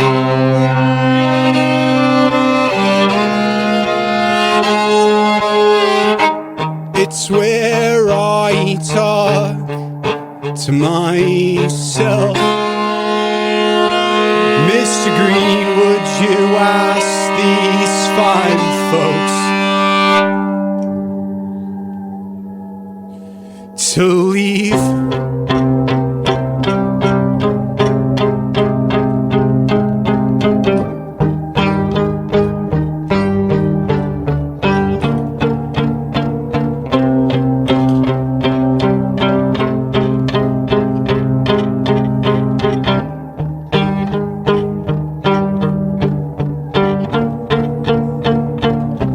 Grow up and let them win. It's a tale told twice, written down, and then forgotten again. I'm sorry, Mom, for the life that is. I'm living. I'll write you some happy songs, you'll love them.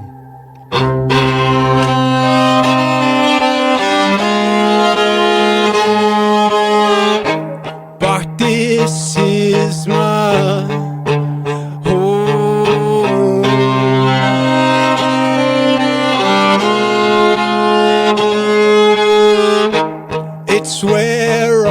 me talk to myself. Mr. Green, would you ask these fine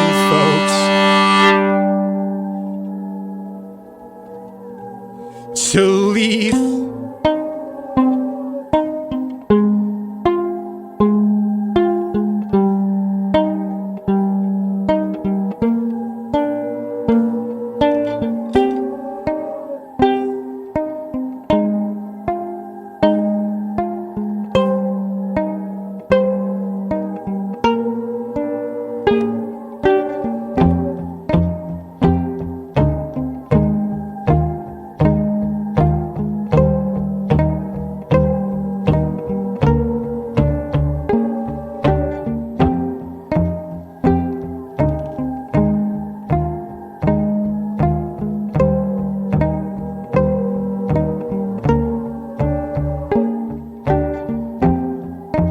There you go again, acting like the type of man you know you're not.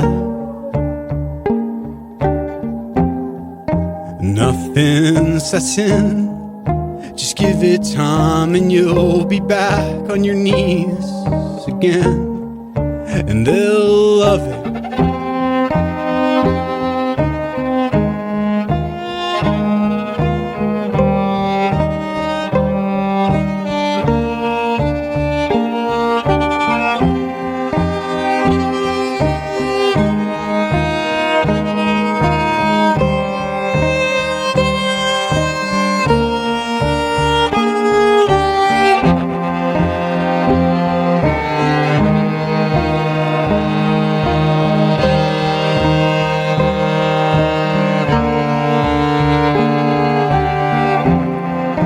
There you go again, acting like the type of man you know you're not.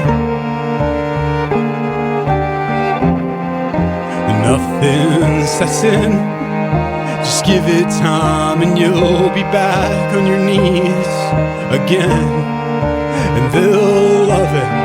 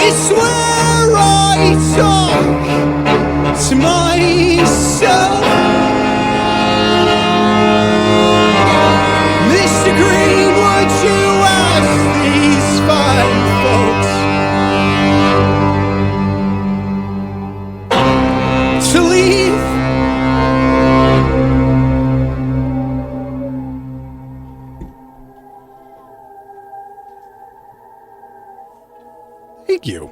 Wow. Wow. Wow.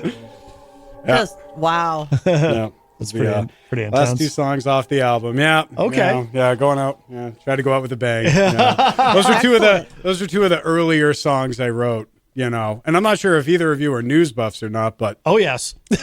everybody the past couple of years spent a lot of time inside. Yes. Yeah. So Yes. that was you know, that was Some kind of plaguey thing. yeah, I I don't don't know. know. Yeah, Oh, that it was odd. amazing. Yeah. No, but yeah, those were last two songs of the album, but they were like the first two I wrote a while ago, and then went in that direction. So, oh, fantastic! Well, what you just binged. just a curiosity question. What you just said, was it during the pandemic that you learned to do this, or was this something you were already doing prior to it? So I play strings in a band called Happy Just to See You. That's like my main project that I really spend a lot of time on, and creatively, where I try to spend a lot of time with cello, violin, viola. And then what ended up happening was my front man got hit by a car. Oh, geez. And he was just kind of laid up in bed for a year. So then I was kind of left to my own devices. And that's when I started to kind of do this. And, and then it just kind of spiraled off into me, doing this. And then I bring what I do here into Happy Just to See You. And yeah, so that's how awesome. I started to do it. Yeah. So. Oh, it's amazing. Zach, did you want to have a seat and get comfortable? Yeah, for a few very minutes? cool. It's better than have my back to you. That's okay. Yeah, we'll talk for a few minutes. We're actually, we got about 10 minutes left in the show, but I do, like I said, very interested in what you're doing. It's such a unique project, and you can just go ahead and I'll mute the mic while you adjust it. Absolutely. And for people that are interested, you can definitely find Abner the Second on Instagram. That is ABNER _II, and I am dropping those links into the chat room. Excellent. Yeah, where does the name come from, Abner the Second? It's a homage to there's a cartoon called Hey Arnold. Oh, and yes. And he had a pig named Abner. And I Oh, thought okay. having a pet pig was really cool. Yeah. So then I was just going to be Abner, and then I thought, Abner the Second, Yeah. pet pig. Yeah. Yeah. So tell me a little bit about it. I mean, to learn to do this the way you're doing it, is it? And I've seen other artists do looping and stuff, but I mean, it looks to somebody like me, like I'm a simple bass player. I used to play bass in you rock bring bands. the rock. Well, That's what you bring. You bring thank the rock. you. I Yeah. appreciate that. But I mean, so to me, what you're doing looks incredibly overwhelming. Oh yeah, it was baby steps, to kind of sort of learn to do everything. Yeah. It was for the album that I just did, like everything I tried to make it so I kept like the organic relationship with the instrument. Yeah. And then bring kind of parts I wrote, at home or laying in bed or whatever it is in front of technology and stuff along those lines. So it was all about kind of piecing it together. Yeah. So baby steps though. Yeah. One looper at a time. Yeah. And when you play out live, are you do you do a lot of shows? Are you playing out a lot? Or? Yeah, I try to play out as much as I can. I've had a handful of shows. Most of them have been like basement venues. Yeah. So their locations are but right. Yeah, no, but the it's I try to play out as much as I can. And like ever since COVID, my for lack of better words, like little black book of like promoters and stuff to reach out to has kind of dried up. Everybody kind of changed and did something else. So I'm trying to figure out who to contact for shows and stuff. And the album came out later than I wanted to, so I didn't really have a whole lot to send to promoters. Gotcha. But I do enjoy playing out live. Yeah. And I do this, and I have a keys player and a drummer and stuff along those lines that I use. As well. Cool. Yeah. Oh, okay. Yeah. But it's cool that you have the option to do it by yourself if you have to. Yeah. That's pretty cool. Yeah, it's very nice. Yeah. Yeah. What band do you play in? Oh, no, I don't play in any bands anymore. I used to. anymore. I used to be in a million different bands. Yeah. Yeah. Bass is cool though. Yeah. Bass is awesome. Yeah, that's a good time. And the album is out the 15th, you said? Yeah, May 15th. Yeah, May 15th. Yeah, it's going to be out. Very excited. Put a lot of work into it. In the scheme of things. Now, which is very nice. Is it just you on the album, or do you have other musicians? No, on I have multiple other musicians. Or I have Evan Benoit. He did some guitar and vocals for me. He's also in the band Happy Just to See You. Okay. And then Evan Yarmo. He was my quasi writing partner. Is the best way to describe it. Okay. With all the extra. The bells and the synths and all the extra instrumentation, a lot of it went to him. Yeah. And then I had my friend Ty, who's in a band 5 Feet. He did drums for me at Black Lodge Audio. I think that's what they call it. Black Lodge Audio. Okay. In Candia. Yeah, okay. was where we recorded drums with a man named Andrew Johnson. So, yeah. Now, is Happy Just to See You still active as well? Oh, yeah. Yeah, Okay. Happy Just to See You. Yeah, we're still kicking. Cool. Yeah, they're both are. It's apples and oranges. I hold both very close, near and dear to my heart. So yeah, and we have an album coming out too. We have a call. I think somebody might have a question or some feedback for you. Hello, welcome to the show. Who's this? Hey, Maddie, it's Gary. Hey, Gary. We're almost out of time, so we got to be Hi, quick. Jenny, my love. Hey, sweetie. What's up, Gary? Hey, the music that you were playing, your Abner too. Do you play like Ashley McIsaac? Actual McIsaac? Do you know who Ashley McIsaac is? Oh, No, I have no idea. Who is she? He was. Or who's he? He plays violin. And he plays really what people would call odd things, like what you do. Oh, But nice. he's very good. And I've known him when I was younger, and his stuff is really good. Very cool. And just like Jacques Lupante, he's another violinist. And they were playing, they play rock music and they play things like that. But Ashley McIsaac is very good. Yeah, did he do His live- his aunt is she's a violinist who plays all over the place, and Ashley McIsaac is he's amazing. Awesome. Yeah, I'll have to check him out. He's a Canadian. Oh, So very just cool. look him up. His stuff is really, really good. He had one song. I have a couple of his CDs, and it's "Good Day, How Are You" or whatever is one of the songs, and he's been playing since he was a young kid. He's probably old now, but the stuff that you're playing is just like what he plays Nice. or what he played, Very cool. and it's amazing. Yeah, it's just really great stuff, and All right, Gary. I love the diversity in music like that, and I love what people can do with the sound. Yeah. Of people will say, "Oh, well, you play fiddle." It's like, no, I don't play fiddle. I'm not a country. I'm not a country fiddler. Yeah. But All right. I'm playing Gary. like a classical rock type. What you're playing, and it's excellent. I enjoyed it. Cool. All right, Gary, we are short on time, my friend, yeah. but I appreciate the call. I know you're running out of time, Maddie. Yep. So, All right, Gary. but I love you both, and All right. I just want to tell you I'm celebrating an anniversary, 1 month in my new palatial apartment Oh. here. So, Congratulations. Nice. Congratulations. but yeah, I've been listening, and the music's fantastic. Very And keep it up. I love it. All right. All All right. But yeah, check out Ashley McIsaac. You'd Okay. really enjoy his stuff. So, All right. Right Thanks. on, man. all Thanks, right, Gary. Well, love you guys. Have All a right, great you too. night. All Bye right. bye. All right. Bye-bye. All right. Very good. Before we run out of time, Zach, where should people go online to keep up with everything that you're doing as far as shows and the new album and Oh everything? yeah, definitely. Yeah. So Instagram right now is kind of the main vein. I don't really have much on Facebook. So Okay. that's just Abner ABNER_II, and I think Jen put it in the chat. Yes. Yep. Yeah. And if you follow me there, there's a pre-save link. Right now, the only link I have is for Spotify. There's a little bit of a delayed fuse with putting up tunes in the world of pre-save stuff. So hopefully I'll have more pre-save links later. But yeah, May 15th, it'll be out. Okay. Very excited. Excellent. How many songs on it? There's 9 songs. Okay. 3 got cut. Yeah. Oh, really? So, Yeah? 3 got cut. Yeah. Oh. Yeah. So 9 songs. Which is nice. Why did you cut the 3? They just weren't coming together because Yeah. when it came down to recording this, it was very labor intensive, just recording each individual loop and then Yeah. trying to make stuff work. And just 3 couldn't come together, And I Gotcha, don't like yeah. long songs either. Yeah. Personally, I don't.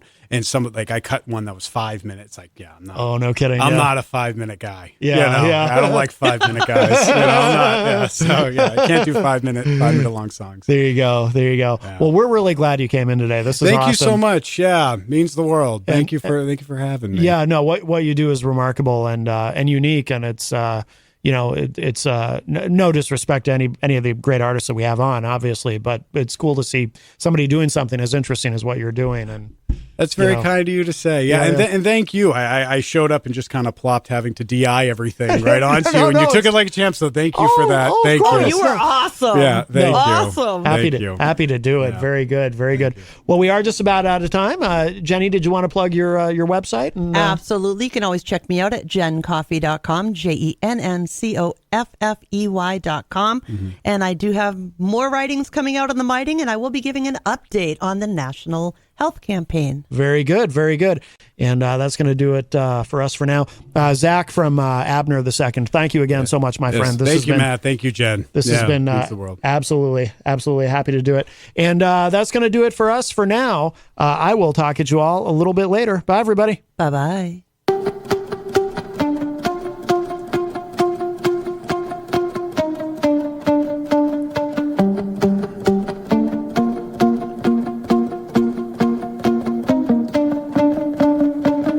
Face down on the bed, glasses in one hand and your eyes in the other. As the smoke comes in through a window, as you said, we should keep close.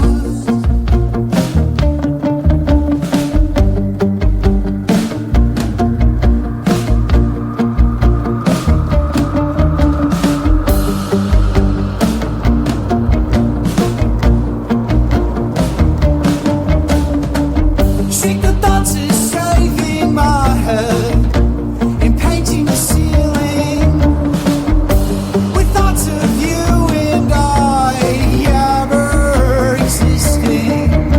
'Cause this, goddammit, better at meaning. 'Cause this so good, goddammit, better at meaning.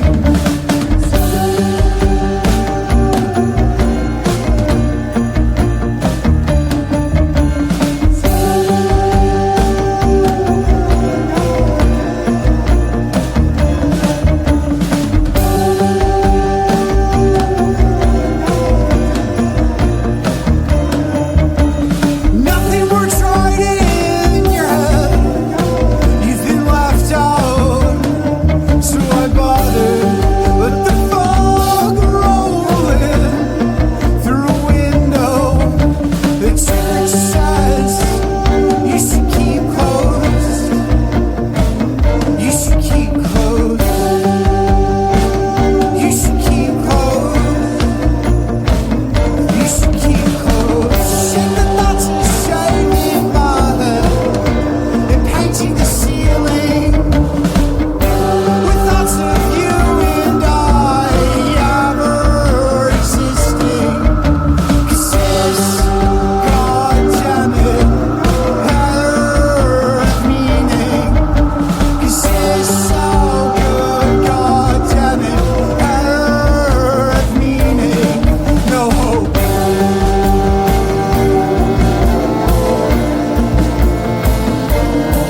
No hope. No hope.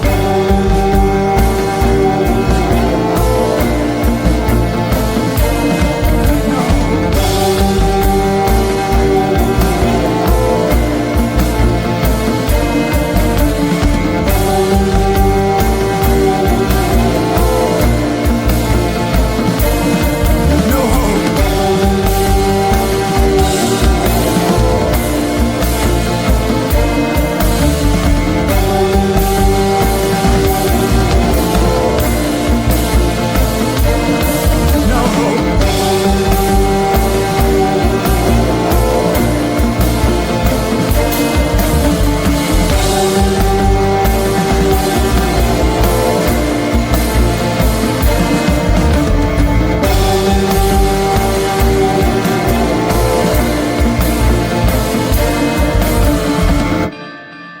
From the studios of WMNH 95.3 FM in downtown Manchester, New Hampshire, you are tuned in to the best of Matt Connarton Unleashed.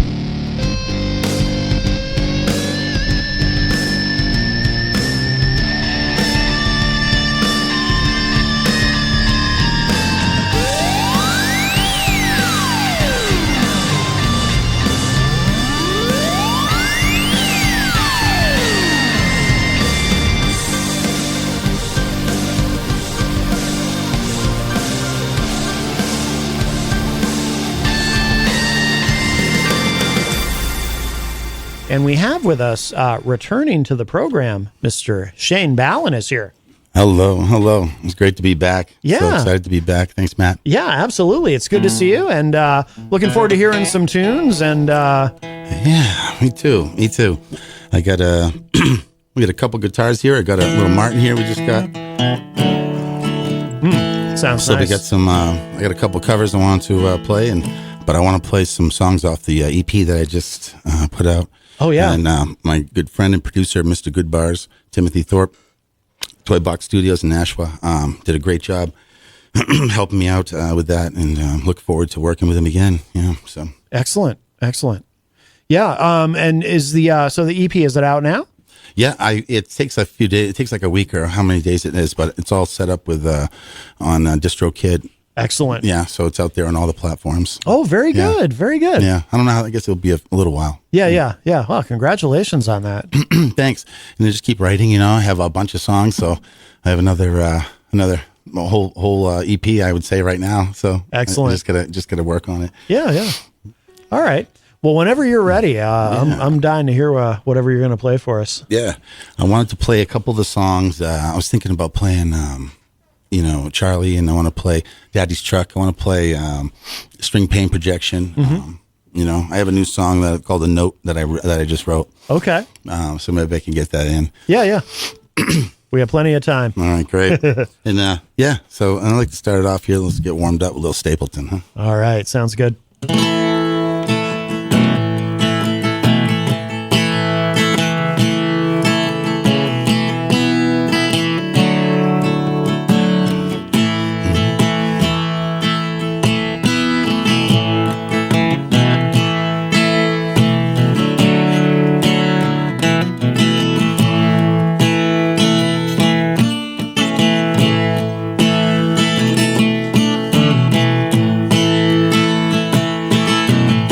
I've seen my share of broken halo, folded wings that used to fly. They've all gone wherever they go, broken halos that used to fly. Angels come down from the heaven, come to help us on our way. First they teach us, then they leave us, gonna find another soul to save. I've seen my share of broken halos, folded wings that used to fly. They've all gone wherever they go, broken halos that used to fly. Broken halos that used to shine. Don't go looking for the reason, don't go asking Jesus why. We're not meant to know the answer. They belong to the by and by. They belong to the by and by. I've seen my share of broken halo, holding wings that used to fly. They've all gone wherever they go, broken halos that used to shine. Broken halos that used to shine. Broken halos that used to fly.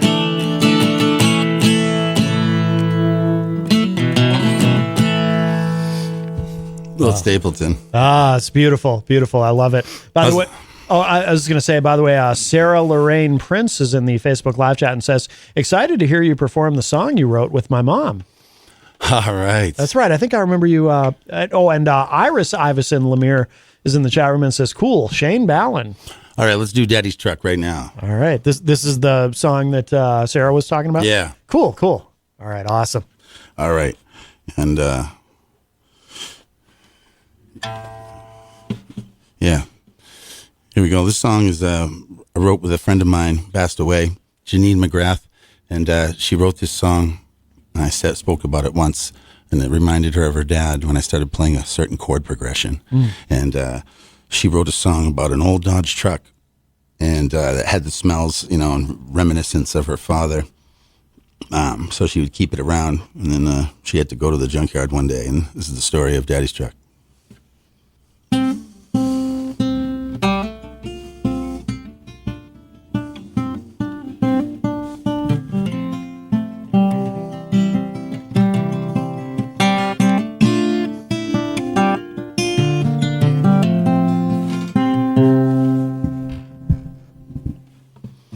I can still smell tobacco when I climb inside my daddy's truck. 3 on the tree on daddy's knee. He taught me how to drive her down an old dirt road.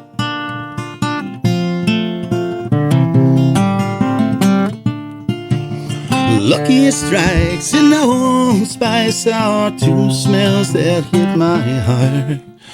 Now that I'm old, memories in his old Dodge truck are worth more than the money that you're paying me. If I wasn't so down on my luck right now, I'd keep that truck and I'd hang on to my daddy. Unruly child, running wild. He didn't know how to tame me. Daddy's girl, I was his world, and all his love that he gave me. I didn't care, I just wanted to grow up and be free.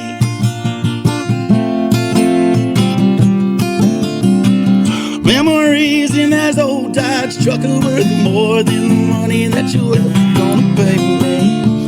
If I wasn't so down on my luck right now, I'd keep that truck and I'd hang on to my daddy. Yeah.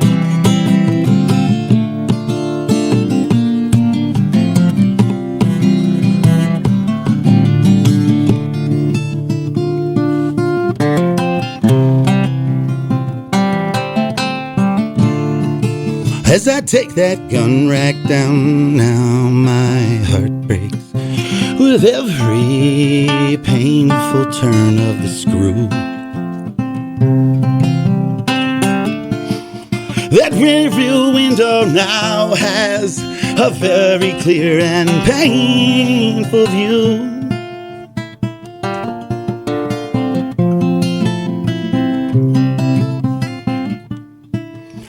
Please fix her up, don't junk her. Don't turn my daddy into a metal cube. Memories in his old Dodge truck are worth more than the money that you're ever gonna pay me. Yeah.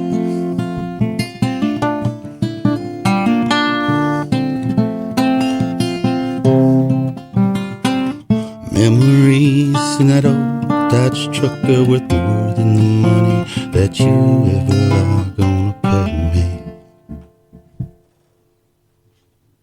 me. Wow. That's yeah, you played that last time too, and just amazing. Thank you. Our friend Rhonda Favero from California in the chat room says, having just lost my beautiful husband, this song is so resonating with me. Thank you. Wow. You're welcome. I'm glad it helped. Yeah. And sorry to hear that, Rhonda. Wow. Yeah, sorry. Absolutely. But sometimes music can bring out the pain and make you, reminisce, but in a way that heals you in a sense. Yeah, So, yeah, absolutely. And Sarah said, thank you, Shane. you're welcome. Yeah. Thanks to Janine. And Yardbird Blue Sky says hashtag Shane Ballin. We say awesome song. Very nice, very nice. And I see another name in there too. Iris Iverson Lemire, who I assume is That's my mom. Oh, that's your mom. Yeah. Excellent. Okay. Very nice. Very nice. That's good. All right. Well, you want to keep going? Yeah. Cool. I'm not gonna do that one though. I was gonna say that sounds familiar. What is it? Passenger. Oh yeah. I would like to do another cover though. This goes out to my dad, and down in Florida. Oh. Yeah. So this song right here is by Luke Combs. It's called "Even Though I'm Leaving." How you doing, Dad? Love you.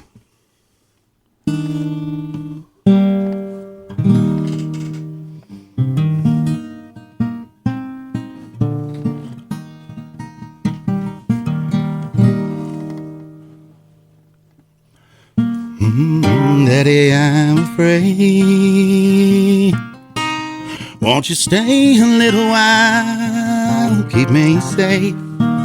'Cause there's monsters right outside. Daddy, please don't go. I don't want to be alone. 'Cause the second that you're gone, they're gonna know. And before he left, he grabbed my hand and said, even though I'm leaving, it don't mean it.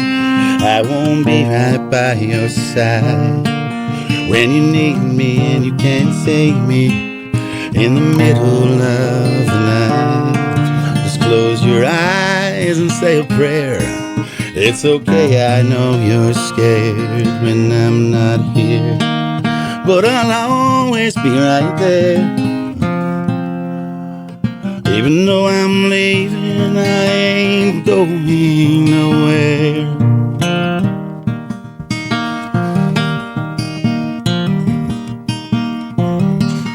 Bob Ballin, Mike Ballin, toughest guy I know. Dad, we're gonna be late. Uncle Sam don't like to wait. He got a big old plane gonna take me far away. I know I act tough. There's a churning in my gut, 'cause I just can't call you up when things get rough. And my daddy turned and he grabbed my neck and said, even though you're leaving, it don't mean that I won't be right by your side when you need me and you can't save me in the middle of the night. Just close your eyes and say a prayer. It's okay, boy, I know you're scared when I'm not here, but I'll always be right there. Even though I'm leaving, I ain't going nowhere.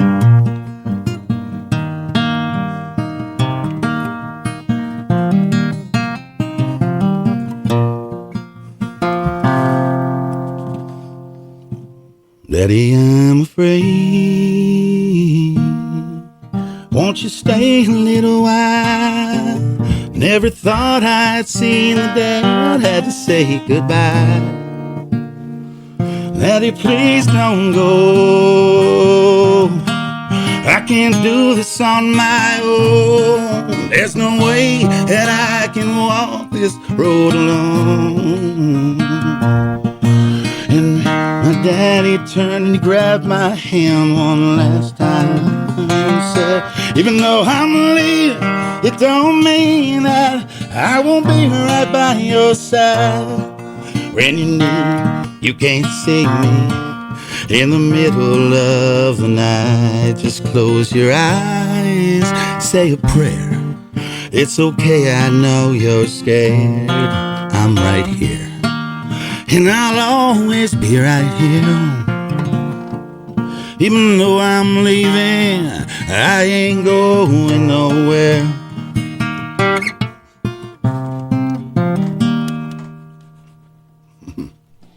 It's beautiful. That's really beautiful. Thanks.